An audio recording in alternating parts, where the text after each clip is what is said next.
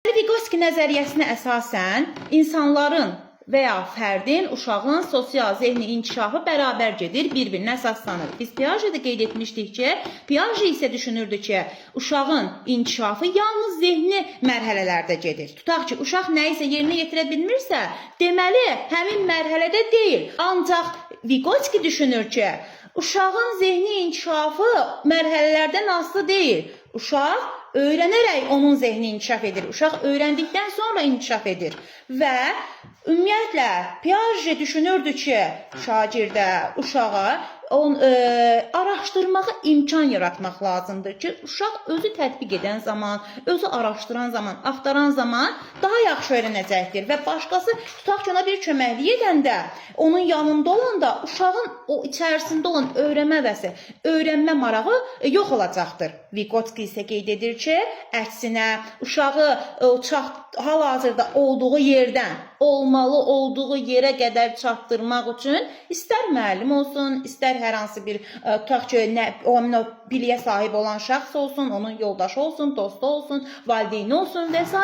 ona köməklik etməlidir, istiqamət verməlidir ki, uşaq öyrənə bilsin. Yəni, Piaget'dən fərqli olaraq Vygotsky nəzəriyyəsində sosial münasibətlər var. Uşaq sosiallaşdığı zaman daha yaxşı öyrənə bilir. Qeyd etdik ki, Vygotsky nəzəriyyəsinin əsas mahiyyəti uşağın zehni inkişafının mərhələlərdə yox, onun sosial çevrəsində getməsidir. Sosial münasibətlər zəminində öyrənməsidir.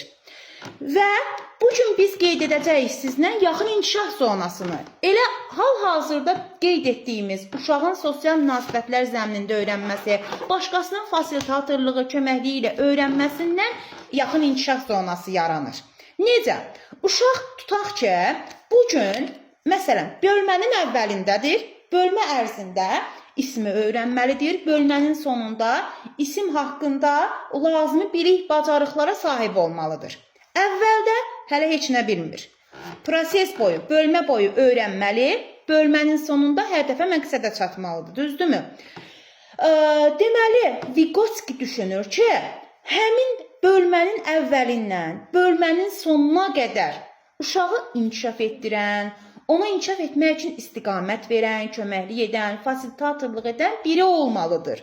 Və həmin o əvvəldən sona qədər bir boşluq var. Hansı ki, uşağın hal-hazırda olduğu yerdən, məsələn, indi qeyd etdiyimiz bölmənin əvvəlindən, olmalı olduğu yerə qədər, hansı ki, bölmənin sonunda hədəfə çatacaqdır, deməli, o artıq uşağın olmalı olduğu yerdir. Bax, həmin o sahə, həmin o boşluq yaxın inkişaf zonasıdır. Asan yolla bunu biz bölmə ilə əlaqələndirib belə də yadda saxlayaq. Yaxın inkişaf zonası nə oldu? Uşaq hal-hazırda bilmir, ancaq müəyyən bilik bacarıqlara sahib olmalı, müəyyən təlim nailiyyətlərinə çatmalıdır. Həmin o nöqtəyə qədər uşağın bir boşluğu var. Həmin o boşluq, həmin o sahə, bax, bu artıq öyrənmə zonasıdır. Deməli, həmin bu sahə və yaxud da yaxın inkişaf zonasıdır. Burada isə biz qeyd etdik Vygotsky nəzəriyyəsinə əsasən həmin bu boşluğu, bu sahəni doldurmaq üçün şagirdə olduğu yerdən olmalı olduğu yerə qədər çatdırmaq üçün istər müəllim olsun, istər onun yoldaşı, dostu, valideyni və yaxud kim istər olsun, sadəcə ona fasilitatorluq etməli, istiqamət verməlidir. Həmin o şəxsin nəzarəti altında uşaq nələrisə öyrənəcəkdir və o inkişaf edib hədəfinə çatacaqdır. Bax, həmin o şəxs şagirdə, uşağa scaffolding edəcəkdir. Deməli, scaffolding anlayışı ilə yaxın inkişaf zonası anlayışını gəlin elə bu başdan fərqləndirək və belə də asan şəkildə yadda saxlayaq. Bu nə oldu? Həmin bu zona, bu boşluq oldu yaxın inkişaf zonası. Yaxın inkişaf zonasının, tutaq ki, belə deyim, doldurulmasına, həmin o sahənin doldurulmasına xidmət edir scaffolding. Scaffolding edən şəxs kimdir? Şagirdə həmin o boşluğu, sahəni dolduran, ona fasilitatorluq edən, ona köməklik edən, onun nəzarəti altında öyrənmə prosesini idarə edən kimdirsə, həmin o şəxs. Deməli, müəllimlər, scaffolding etmək şagirdin yaxın inkişaf zonasını tamamlamasına belə deyim də, gətirib çıxartmaqdır. Hansı ki, scaffolding o öyrənilənə, yəni daha doğrusu öyrənən şəxsə, bu şagird də ola bilər, bu bir başqası da ola bilər, göstərilən müvəqqəti dəstəkdir. Yəni, indi də qeyd etdiyimiz kimi, hal-hazırda buradayam, mən bura çatmalıyam, hədəfimə çatmalıyam. Deməli, mənə bir müvəqqəti dəstək lazımdır. Kömək lazımdır ki, mən o hədəfimə çata bilim. Bax, həmin o yardım scaffolding deməkdir. Məktəbdə, məktəb mühitində bunu edən şəxs birbaşa təhsil verəndir və təhsil verənin vəzifəsidir ki, uşağı olduğu yerdən olmalı, olduğu yerə qədər çatdırsın, öyrənmə boşluğu yaratmasın. Deməli, scaffolding şagirdi inkişaf elətdirir və yaxud da ki, şagirdin o sərbəst, müstəqil şəkildə nəyisə bacarmır, yəni nəyisə yerinə yetirə bilmir, hədəfinə çata bilmirsə, o sərbəstçilikdən uşağı götürür, hədəfinə çatdırmaq üçün onun nəzarəti altında öyrədir və öyrənmə prosesinə dəstək verir və şagirdi hədəfinə çatdırır. İndi müəllimlər, biz bundan geniş şəkildə əslində danışmalıyıq. Nədən? Scaffolding strategiyalarından. Çünki suallarda da tutaq ki, situasiya verilir və qeyd olunur ki, scaffolding strategiyalarına aiddir. Biz orada seçməliyik və yaxud da ki, verir, biz müəyyənləşdirməliyik ki, bu scaffolding strategiyalarına aiddir ya deyil və s. Yəni, bu tipli suallar keçən illərdə də var idi. Odur ki, scaffolding strategiyalarına nələr aiddir? Bunları mütləq şəkildə öyrənməli və yadımızda saxlamalıyıq. Biz məktəb mühitində də, hansı ki, indi biz sadaladıqca sizlər özünüz də həyatınızda, gündəlik təcrübələrinizlə əlaqələndirəcək və yəni əlaqələndirəcəksiniz ki, onsuz da biz bir neçəsini yerinə yetiririk və ya hər birini yerinə yetiririk. İndi müəllimlər, scaffolding strategiyaları nədir? Qoy birinci onu deyək, nəyə xidmət edir? Əvvəl dedik, yenə də qeyd edək, scaffolding strategiyaları şagirdin yaxın inkişaf zonasını, belə deyim də, doldurmaq, tamamlamaq üçündür.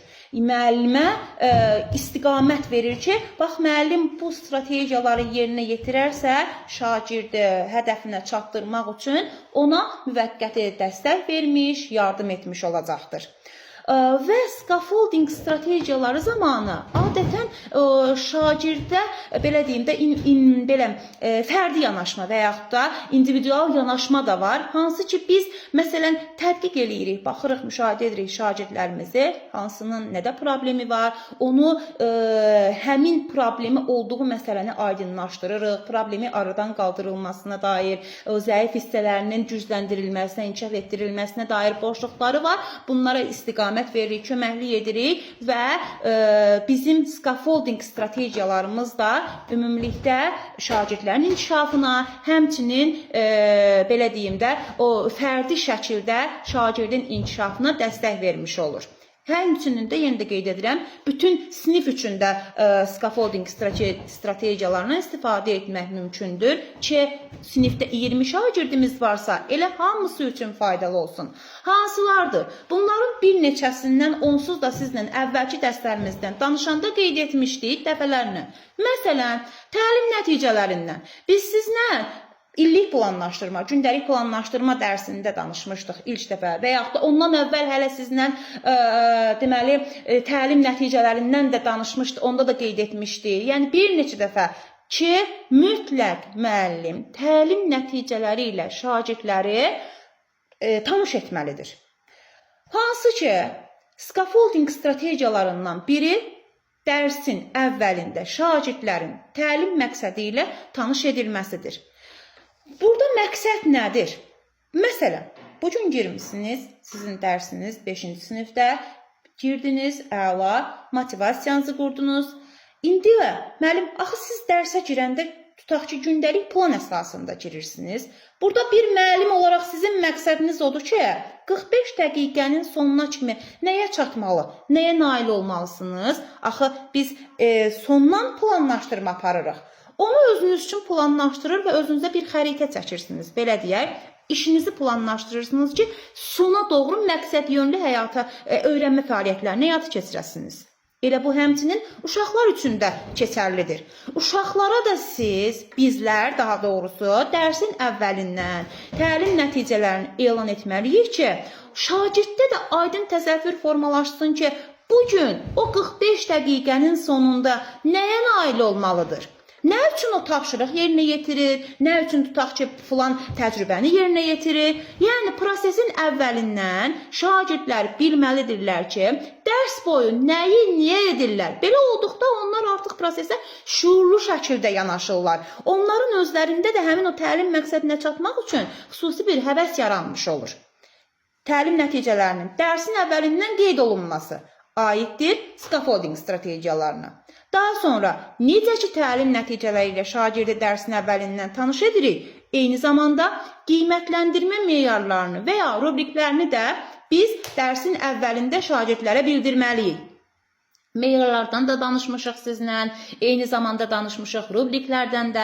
İndi buradan bir adını çəkmişdən istəyirəm elə xatırlatma eləyək, hər birimizin yenə də yadına düşsün. Qiymətləndirmə meyarları, tutaq ki, biz alt standart əsasən təlim nəticəsi müəyyənləşdirirdik və ya sadələşdirilmiş kurikulumlarda sadə şəkildə verildiyindən alt standartın özünü təlim nəticəsi kimi götürürdük. Yenə də nəticənin özünü də meyar kimi götürə bilərik. Deməli, həmin meyarı dərsin əvvəlindən şagird elan edirik. Bizim meyarlarımız edirik. Meyarlarımız elə seçilməlidir ki, tutaq ki, o effektiv olsun, aydın olsun, dəqiq olsun.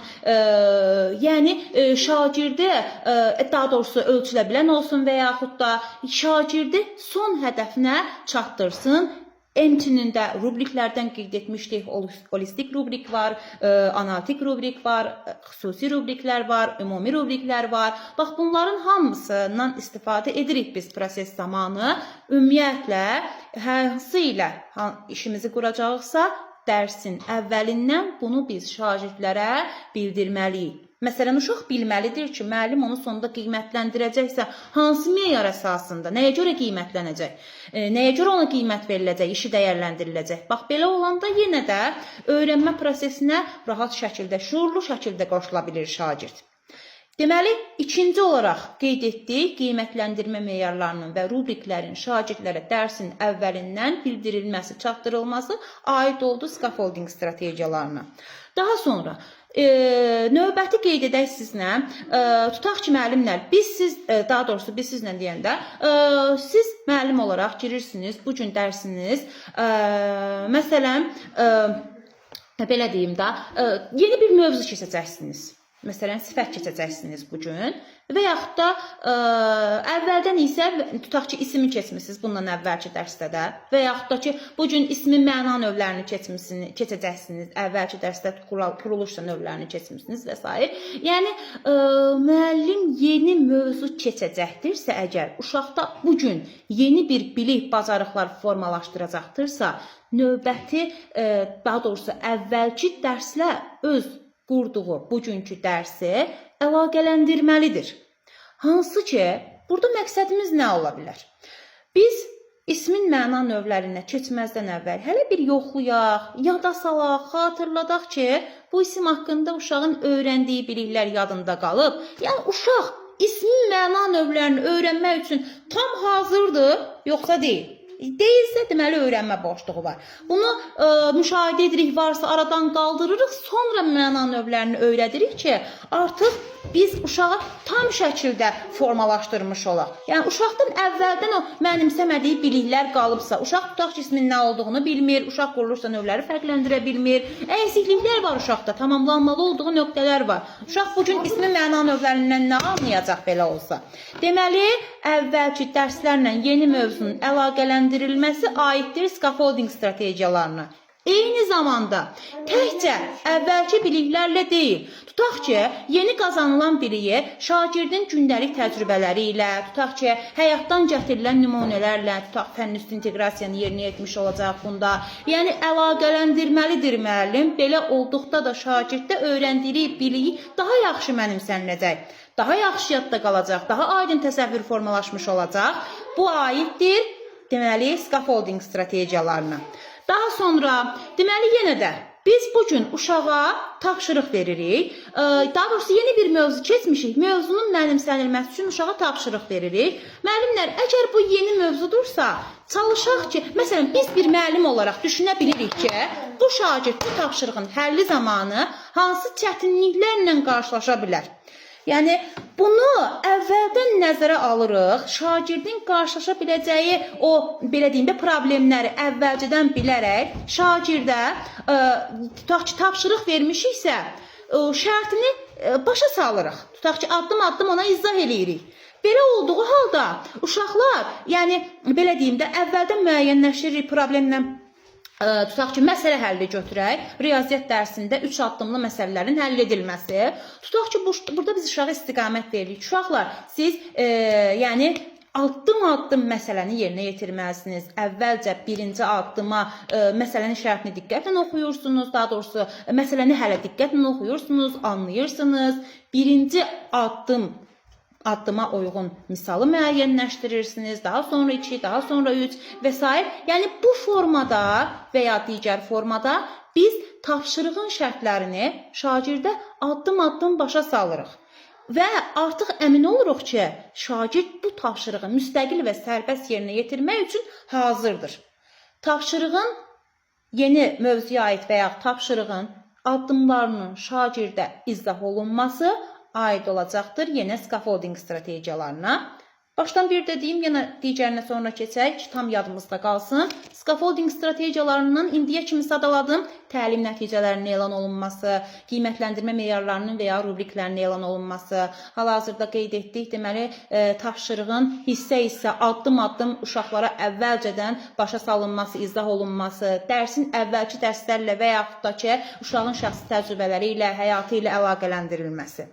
Növbəti sizlə danışaq scaffolding strategiyalarından. Müəllimlər, bugün biz öyrədəcəyimiz dərs müəyyənləşdiririk ki, şagird üçün çətin ola bilər və yaxud da ki, belə deyim də, belə çətin bir mətindir, ancaq böyük mətindir, bir neçə hissədən ibarət mətindir və yaxud da ki, məzmun mürəkkəbdir.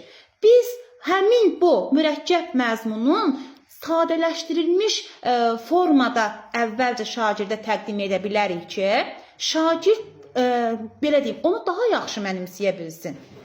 Birbaşa bütün, biz bilirik, 20 şagird içərisində hazırlıq səviyyəsi eyni olan şagirdlər deyil. Burada müxtəlif hazırlıq səviyyəsində olan birinci, ikinci, üçüncü səviyyə bölə bilərik, hansı ki, şagirdlər var. Əgər biz sinif üçün scaffolding strategiyası seçiriksə, deməli, bizim birinci məqsədimiz bütün şagirdlər üçün bunun faydalı olmasıdır. Biz mürəkkəb tapşırığı ilə həmin mürəkkəb formada versək, 4-cü səviyyəli şagird tutaq ki, bunu anlayacaq, başa düşəcək, bəs yerdə qalan digər səviyyələr, onlar çətinlik çəkəcəklər və ya heç anlamayacaqlar. Ona görə də sinif üçün scaffolding strategiyasından danışırıqsa, burada biz qeyd edəcəyik, tutaq ki, mövzunun, məzmunun və yaxud da tapşırığın sadələşdirilmiş formada əvvəlcə təqdim olunması və yaxud da ki, məsələn, bax, indi mən qeyd etdim, 4 hissədən ibarət bugün mətin keçməliyik.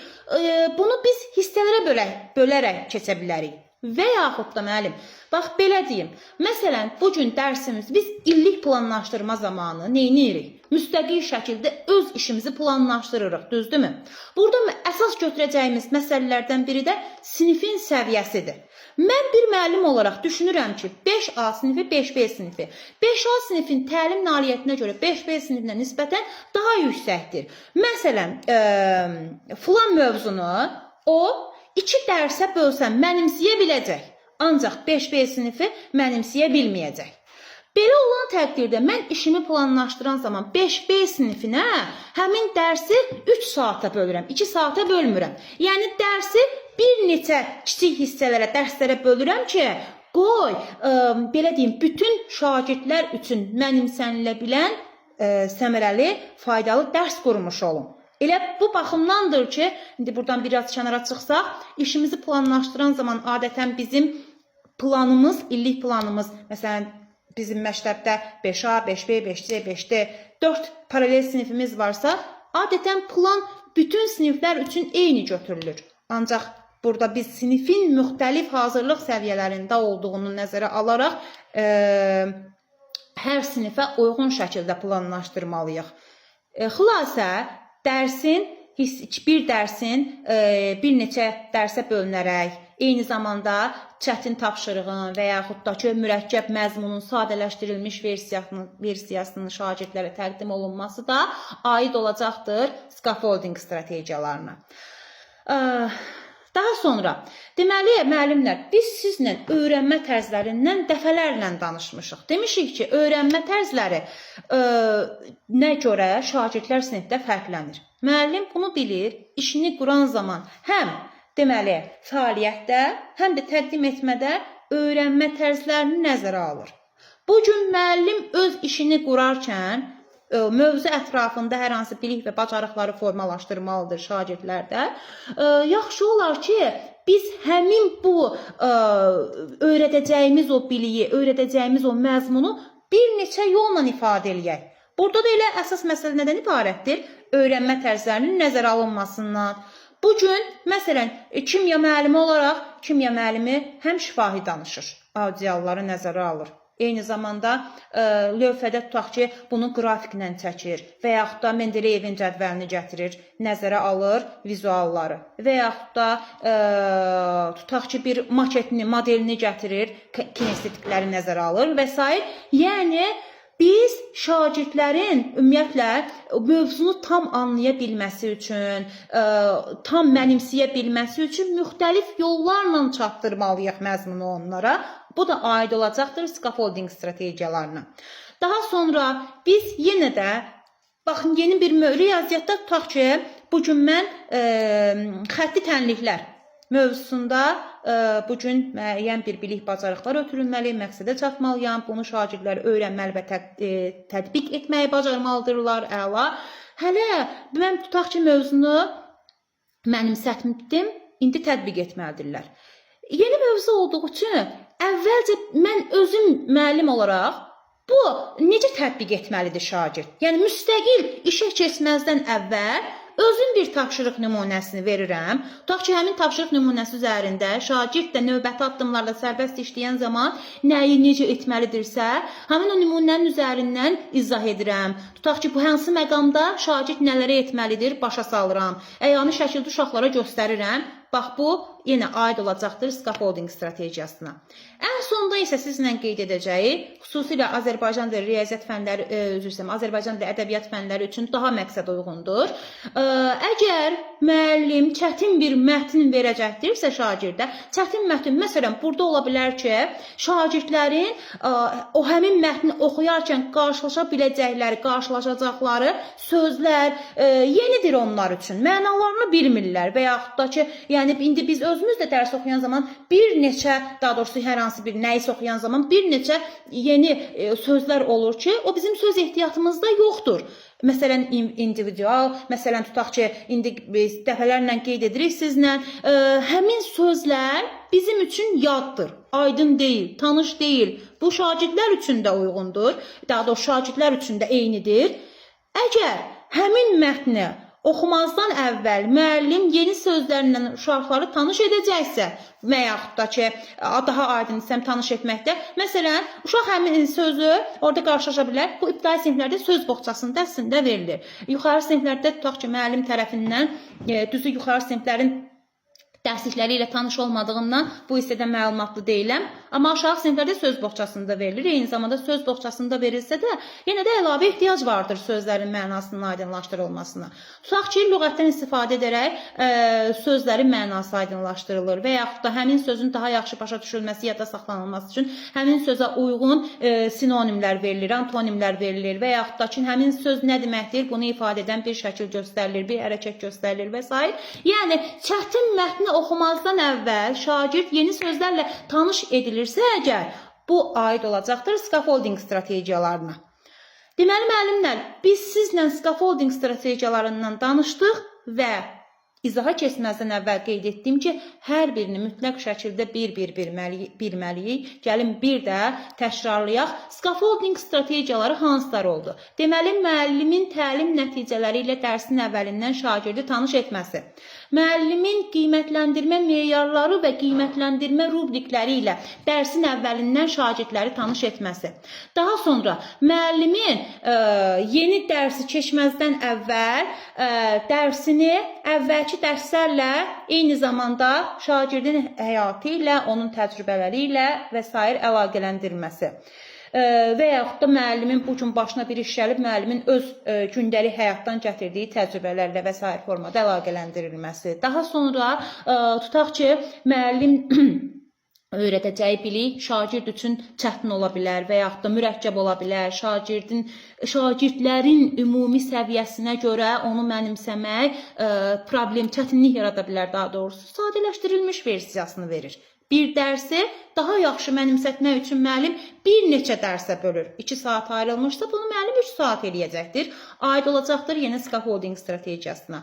Daha sonra öyrənmə tərzlərini müəllim nəzərə alır. Məzmunu şagirdlərə çatdırarkən bir neçə müxtəlif yollarla çatdırır öz fikrini. Məzmunu aid olacaqdır scaffolding strategiyasına. Yeni mövzu keçib müəllim sərbəst işə, müstəqil işə keçməzdən əvvəl özü bir tapşırıq nümunəsi verir. Özü üzərində işləyir və göstərir. Aid olacaqdır scaffolding strategiyasına.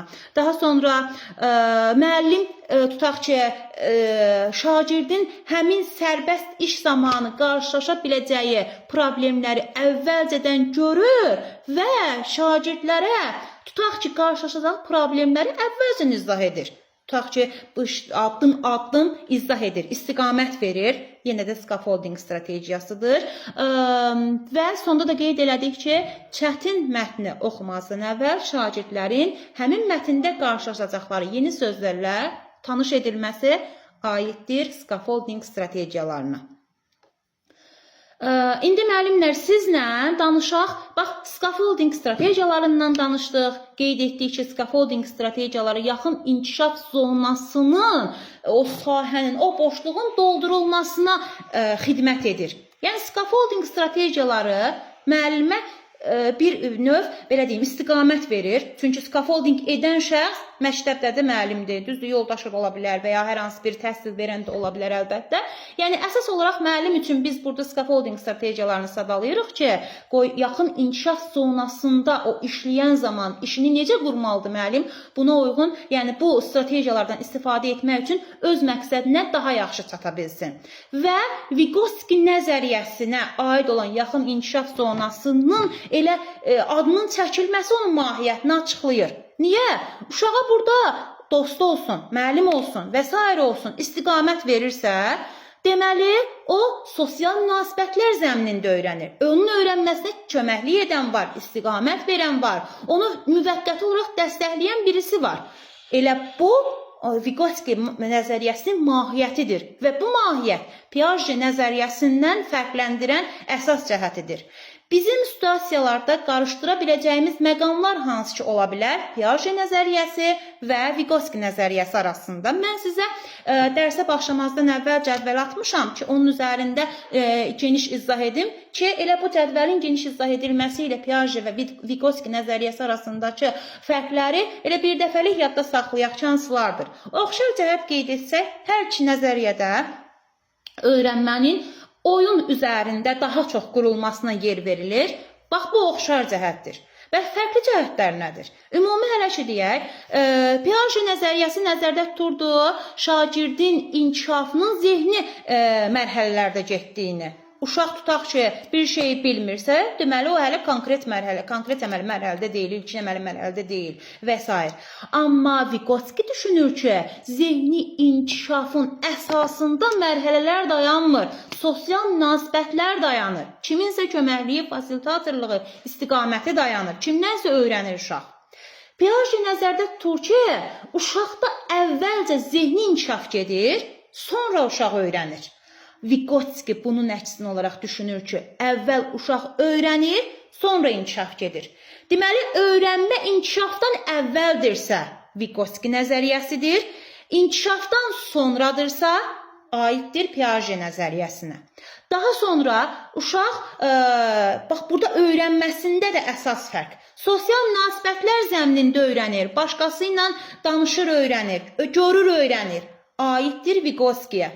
Yox, əgər uşaq ətraf aləmi müstəqil, sərbəst olaraq araşdırır, tədqiq edir, kəşf edir, bu zaman öyrənirsə, aiddir Piaget nəzəriyyəsinə.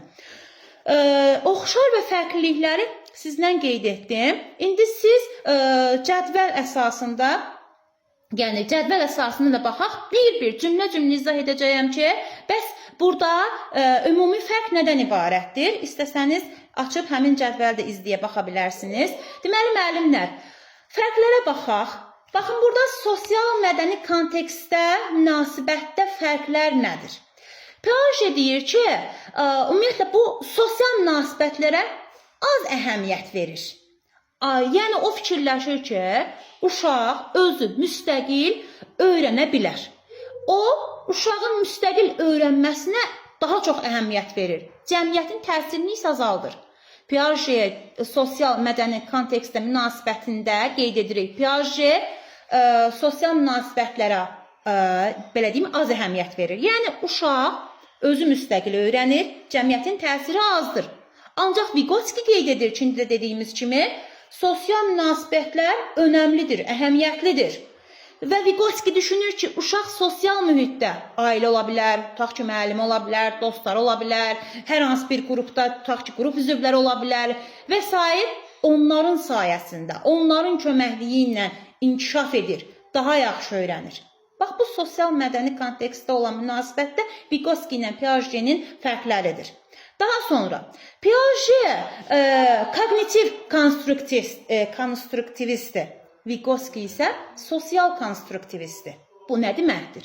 Piaget deyir ki, uşaq biliyi öz ağlı ilə qurur, öz ağlı ilə öyrənir.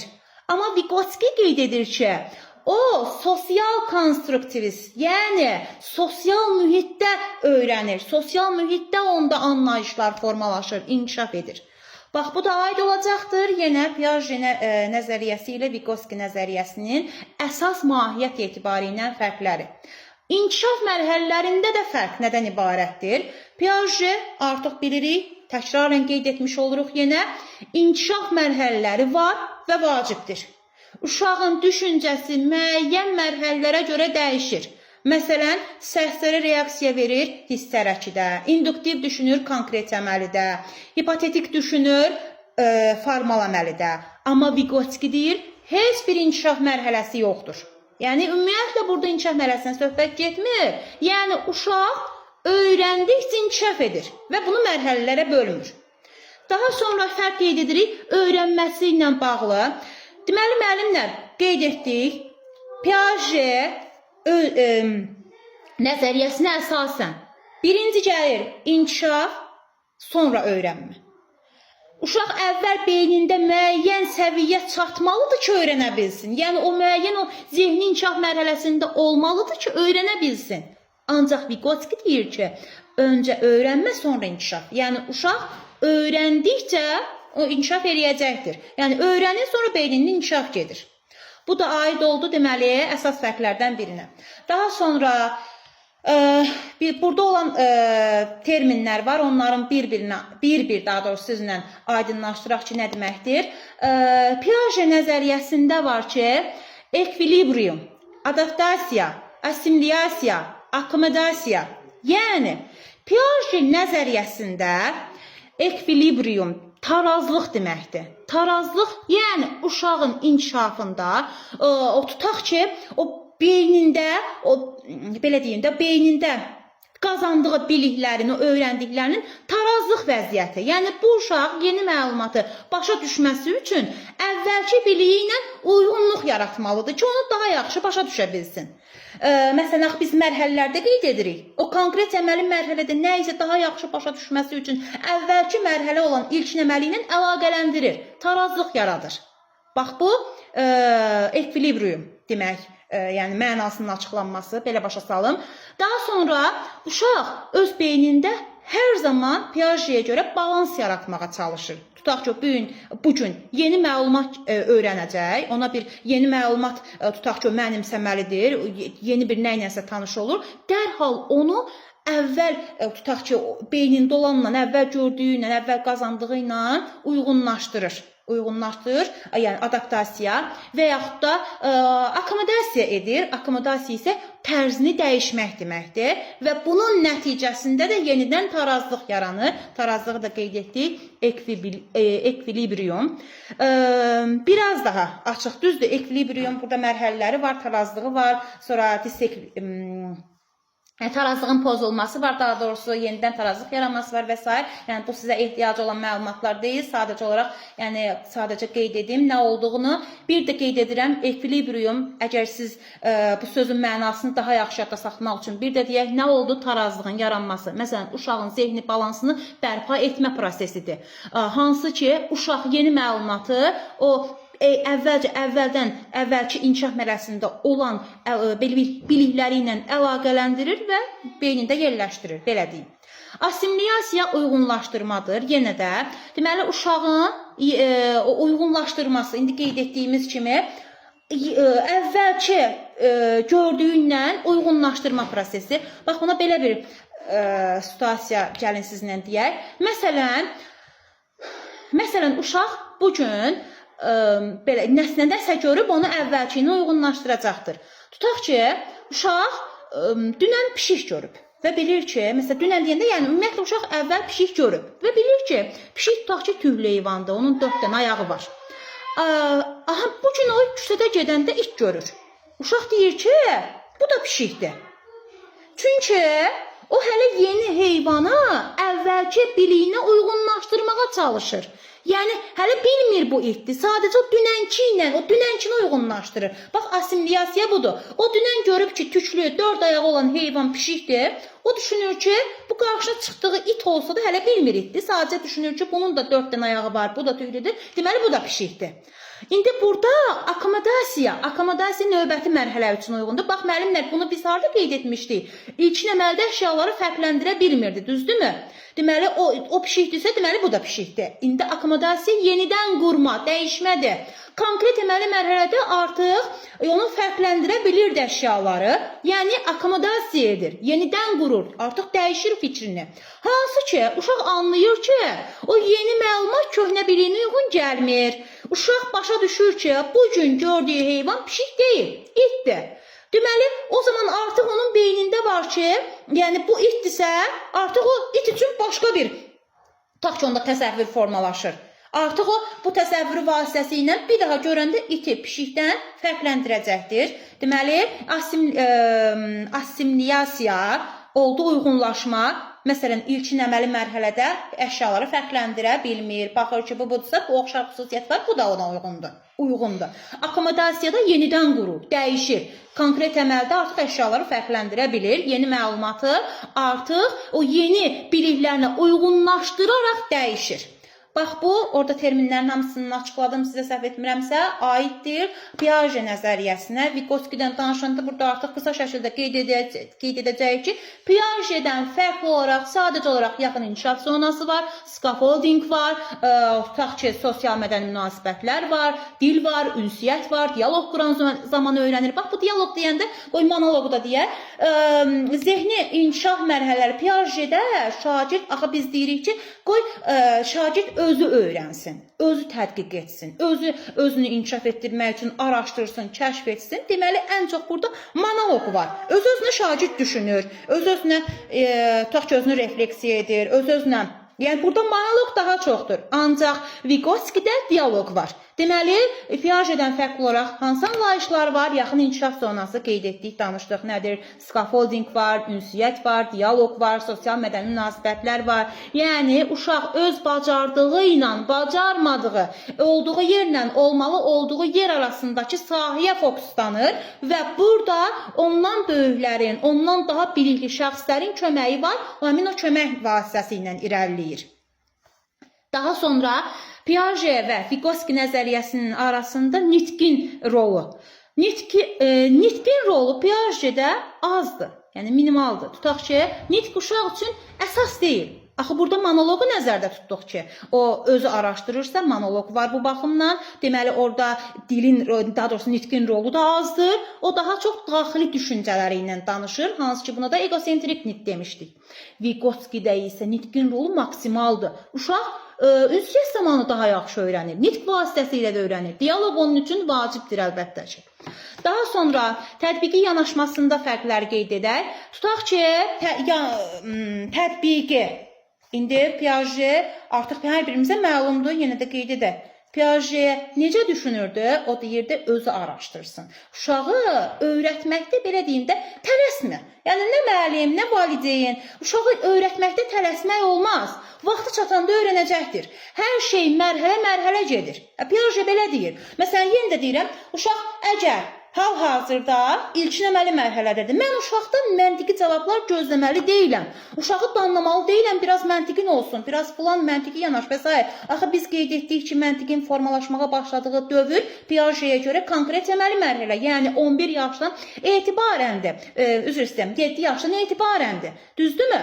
Deməli, biz burada, yəni Piaget nəzəriyyəsinə görə uşağı öyrətməkdə tələsməli deyilik. Anlamalıyıq ki, hər şey mərhələ-mərhələ gedir. Hər şey mərhələ-mərhələ şagird tərəfindən, uşaq tərəfindən daha yaxşı öyrənilir. Vygotsky isə düşünür ki, uşaqlara müəllim, yenə də qeyd edirək, ümumiyyətlə, uşaqdan daha bacarıqlı, uşaqdan daha bilikli şəxs onun öyrənməsi üçün o uşağa bir vasitədir, öyrənmə imkanıdır və həmin o şəxs də şagirdin, uşağın öyrənməsi üçün o imkanı yaratmalıdır.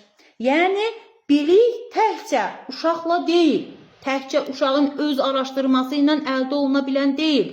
Uşaq əməkdaşlıq şəraitində, sosial münasibətlər zəminində başqalarından görərək, götürərək, öyrənərək, onun fasilitatorluğu ilə daha yaxşı qurulur, mənimsənilir.